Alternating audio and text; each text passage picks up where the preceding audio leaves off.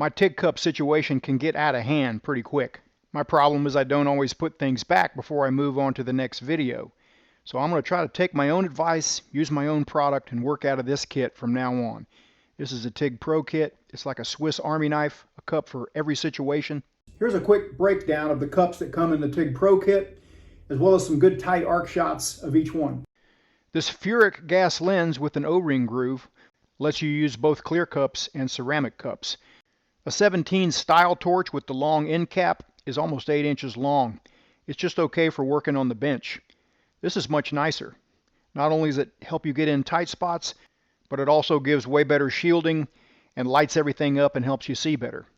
That's a big plus for me because my eyes aren't 23 years old anymore.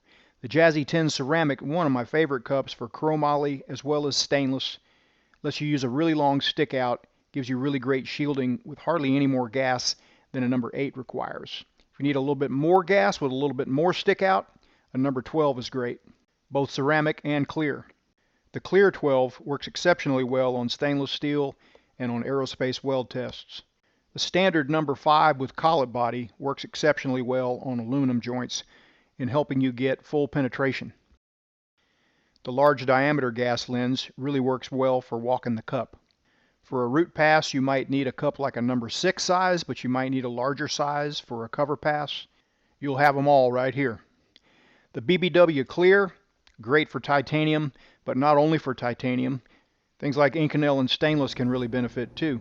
Sometimes you need a small cup, like on a Saturday when you're trying to get a job finished and the welding supply's closed. A number 4 cup is great for flash tacking with a low gas flow. A number 5 cup for full penetration aluminum welds. A number 6 is great for fillet welds on carbon steel, especially for walking the cup like this. I personally like to use a number 6 as an all-around cup for aluminum.